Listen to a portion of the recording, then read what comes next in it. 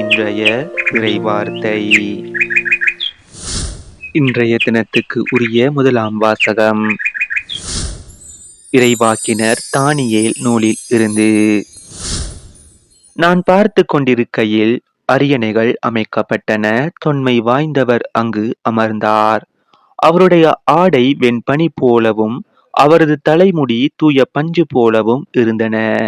அவருடைய அரியணை தீக்கொழுந்துகளாயும் அதன் சக்கரங்கள் எரி நெருப்பாயும் இருந்தன. அவர் முன்னிலையில் இருந்து நெருப்பாலான ஓடை தோன்றி பாய்ந்தோடி வந்தது. பல்லாயிரம் பேர் அவருக்கு பணிபுரிந்தார்கள். பல கோடி பேர் அவர் முன் நின்றார்கள்.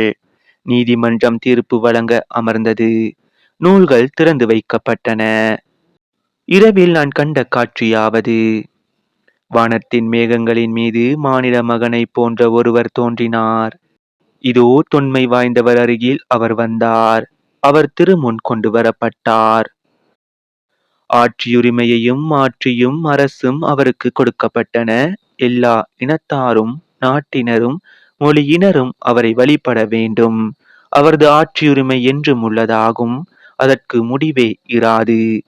அவரது அரசு அழிந்து போகாது. இது ஆண்டவர் வழங்கும் அருள்வாக்கு. இறைவா உமக்கு நன்றி. இன்றைய தினத்துக்கு உரிய இரண்டாம் வாசகம் திருத்தூதர் பேதுரு எழுதிய 2ஆம் திருமுகத்தில் இருந்து.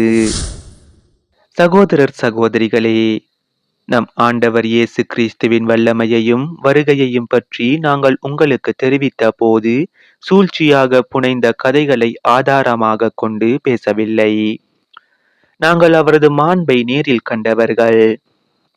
என் அன்பார்ந்த மைந்தர் இவரே, இவர் பொருட்டு நான் பூரிப்படைகிறேன் என்று மாட்சிமிகு விண்ணகத்திலிருந்து அவரை பற்றிய குரல் ஒலித்த போது தந்தையாகிய கடவுளிடமிருந்து மதிப்பும் மாட்சியும் பெற்றார்.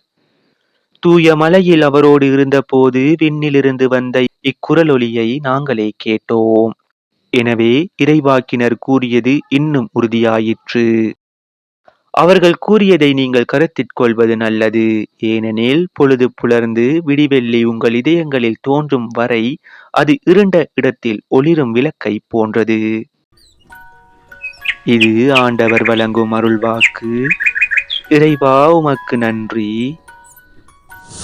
இன்றைய தினத்துக்கு உரிய நற்செய்தி வாசகம் லூக்கா எழுதிய தூய நற்செய்தியில் இருந்து. அக்காலத்தில் இயேசு பேதுருவையும் யோவானையும் யாக்கோபையும் கூட்டிக் கொண்டு இறைவனிடம் வேண்டுவதற்காக ஒரு மலை மீது ஏறினார். அவர் வேண்டிக் கொண்டிருந்த போது அவரது முகத்தோற்றம் மாறியது. அவருடைய ஆடையும் வெண்மையாய் மின்னியது. மோசே எலியா என்னும் இருவர் அவரோடு பேசிக் கொண்டிருந்தனர். மாட்சியுடன் தோன்றிய அவர்கள் எருசலேமில் நிறைவேற இருந்த அவருடைய இறப்பை பற்றி பேசிக் கொண்டிருந்தார்கள். பேதுருவும் அவரோடு இருந்தவர்களும் தூக்க கலக்கமாய் இருந்தார்கள். அவர்கள் விழித்த போது மாட்சியோடு இலங்கிய அவரையும் அவரோடு நின்ற இருவரையும் கண்டார்கள்.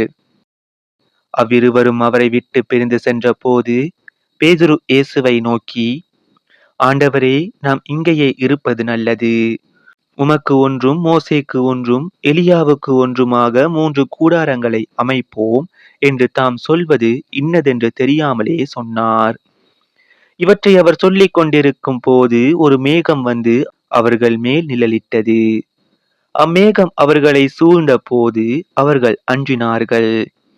அந்த மேகத்தினின்று, இவரை என் மைந்தர், நான் தேர்ந்து கொண்டவர் இவரே, இவருக்கு செவி சாயுங்கள் என்று ஒரு குரல் ஒலித்தது.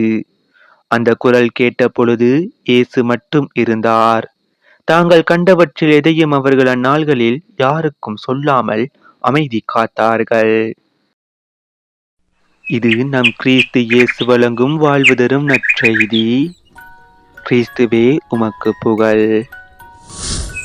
இன்றைய தினத்துக்கு உரிய சிந்தனை துளிகள். விண்ணகத்தின் 4 முன் சுவைகள். ஆண்டவர் இயேசுவினுடைய தோற்றமாற்ற நிகழ்வு நம் ஒவ்வொருவருக்கும் விண்ணகத்தின் 4 முன் சுவைகளை அறிமுகப்படுத்துகின்றது. 1. உயர்ந்த மலையில் தனியாக. நம் வாழ்வு எவ்வளவு தான் பரப்பானதாக இருந்தாலும் இறைவனோடும் நமக்கு நெருக்கமானவர்களோடும் நாம் தனித்திருக்க நேரம் ஒதுக்க வேண்டும். 2வது, தோற்றமாற்றம். இந்த தனித்திருக்கும் அனுபவம் நம்மிடம் மறைந்திருக்கிற இறைச்சாயலை வெளிப்படுத்த வேண்டும். அப்போது நமது முகம் ஒளிரும், அகம் மலரும். நம்மோடு இருப்பவர்கள் இந்த மாற்றத்தில் மகிழ்ந்து நம்மோடே வாழ விரும்புவார்கள். 3, சான்றோரோடு உரையாடல். நாம் யாரோடு உரையாடுகிறோம் என்பது நாம் யார் என்பதை காட்டுகின்றது. எதை பற்றி உரையாடுகிறோம் என்பது நம் வாழ்வின் லட்சியத்தை பறைசாற்றுகின்றது. நாமும் யாரோடு என்ன பேசுகிறோம் என்பதில் கவனம் செலுத்துவோம். 4, இறை தந்தையின் பாராட்டு. இயேசு மனிதரிடமிருந்து பாராட்டை எதிர்பார்க்கவில்லை, ஆனால் தந்தை அவரை பாராட்டினார். நாமும் இறைவனின் திருவுளப்படி வாழ்ந்து அவரின் பாராட்டை பெறுவோமாக.